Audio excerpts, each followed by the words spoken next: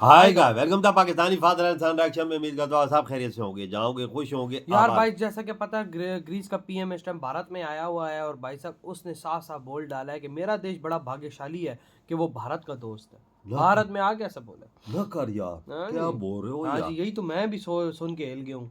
चलो उसने वाज ऐसा करते- बोला है भाई। चलो वाज वाज करते। करते देखते कौन एंड स्टार्ट। एक वीडियो गर्दिश कर रही है, लेकिन मेरे पाकिस्तानियों गेम इंटरनेशनली बड़ी उठी हुई है। ग्रीस के रक्षा मंत्री निकोलाओस जॉर्जियोस डेंडियास भारत के दौरे पर पहुंचे। ये साहब जिनका नाम बहुत ही ज्यादा मशहूर हो गया है, भी कुछ बोला है, उससे भी आपको आगाह करता हूँ। India is a key partner as a friend, but also as an upcoming superpower. So my presence here is extremely important.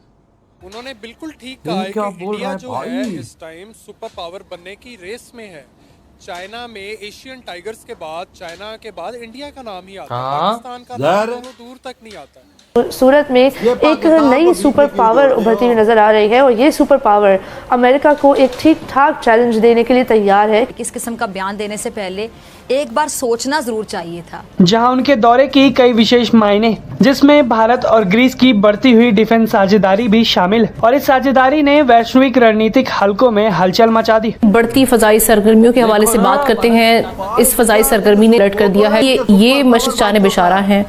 इसकी स्ट्रेटेजिक सिग्निफिकेंस क्या है इस पर? इंडिया जो है वो तकरीबन 1500 किलोमीटर जो रेंज वाला LR LACM क्रूज मिसाइल जो है वो दे रहा है ग्रीस को। दोनों रक्षा मंत्रियों ने इस बैठक में भारत और ग्रीस के डिफेंस इंडस्ट्रियल कोऑपरेशन को नई ऊंचाई देने के लिए एक जॉइंट डिक्लेरेशन ऑफ इंटेंट पर हस्ताक्षर किए, जिसके तहत अगले आने वाले 5 सालों का रोड मैप तैयार किया जाएगा। मेरे लिए तो ये बहुत बड़ी एक वो जो इकट्ठी एक फ्रेम है ना, तो ये जो ब्लॉक इमर्ज करके सामने नजर आता है ना, टैलेंटी न्यू फिनोमिना जी। मलिक साहब, ये चीज तो हो रही थी कि दुनिया जो है वो बतदरीज यूनिपोलर वर्ल्ड से वो मल्टीपोलैरिटी की तरफ तो जा रही थी। हुआ क्या कि रिसेंट जो इंसिडेंट्स हुए, पाक भारत जंग, ईरान इजराइल जंग, उसके बाद ये चीज़ एक्सेलरेट हो गई ताकि वो तुर्की के जो एडवांस S-400 डिफेंस बैटरीज हैं उनको डैमेज कर सकें।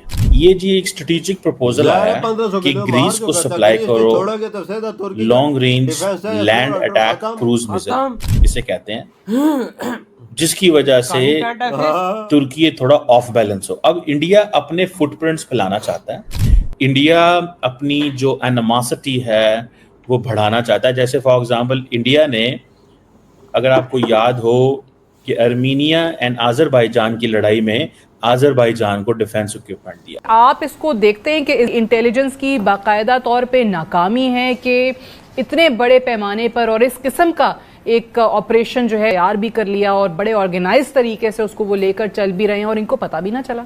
जी हाँ, बिल्कुल, ये तो एक कंप्लीट कोलैप्स ऑफ इंटेलिजेंस, और बल्कि मेरे ख्याल में ये भी बताता है कि ओवर कॉन्फिडेंस, ये दुश्मन पे नजर भी नहीं रखने थे, ये इतने ओवर कॉन्फिडेंट हो गए।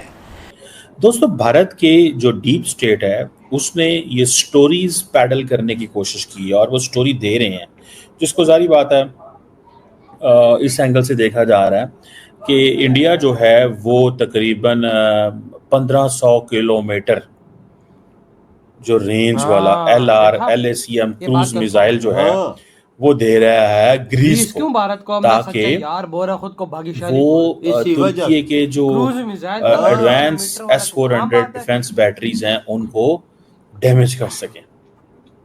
अब ये जरा थोड़ी सी स्टोरी समझने वाली है, इट्स एन इंटरेस्टिंग थिंग। ये जी एक स्ट्रेटेजिक प्रपोजल आया है कि ग्रीस को सप्लाई करो long range land attack cruise missile, इसे कहते हैं, जिसकी वजह से तुर्की थोड़ा ऑफ बैलेंस हो। अब इंडिया अपने फुटप्रिंट्स फैलाना चाहता है, इंडिया अपनी जो एनिमोसिटी है वो बढ़ाना चाहता है। जैसे फॉर एग्जांपल इंडिया ने, अगर आपको याद हो कि आर्मीनिया एंड आज़रबाईजान की लड़ाई में आज़रबाईजान को डिफेंस इक्विपमेंट दिया। हाँ, तब भी तो आज़रबाईजान का बेड़ा India stood against Azerbaijan, one thing. Secondly, अगर इस चीज़ को थोड़ा समझें, सेकेंडली जो इम्पोर्टेंट चीज़ है वो ये है कि जो इंडियन हुकूमत है वो समझती है कि हमें अब उर्दुगान को टफ टाइम देना है। हाँ। देती है या नहीं देती, क्या करती है, वो एक सेपरेट सवाल है। अब ये ग्रीस का जो मीडिया है उसकी तरफ से भी रिपोर्ट ग्रीस उठ के इंडिया के कदमों में आ गया है कि शायद हम हाई वैल्यू टारगेट्स जो तुर्की के अंदर हैं उनको हम न्यूट्रलाइज कर सकें। तुर्की के पास वो कहते हैं जी कि S-400 डिफेंस सिस्टम है, ठीक है जी।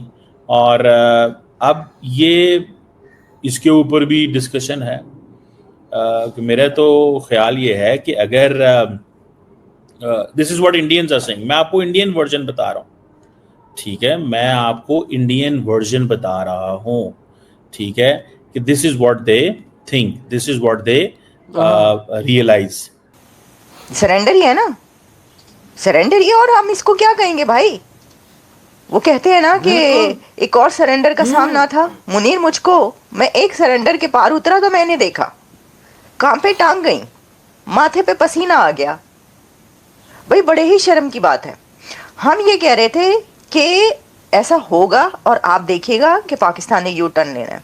अब यू टर्न तो ले ही लिया, लेकिन अब वो सारी बातें सामने आ रही हैं कि जो मीटिंग में हुई हैं, पाकिस्तान ने रिवर्स किया है, रिवर्स गियर में गया है। गाड़ी जो है ना पीसीबी की, वो रिवर्स गियर में जा रही है इस वक्त। ऐसा रिवर्स गियर लगाया है पीसीबी ने कि वो जो है वो क्या कहते हैं कि 200 माइल्स की रफ्तार से जो है ना वो चलती चली जा रही है पीछे की तरफ। भाई जा चुकी है।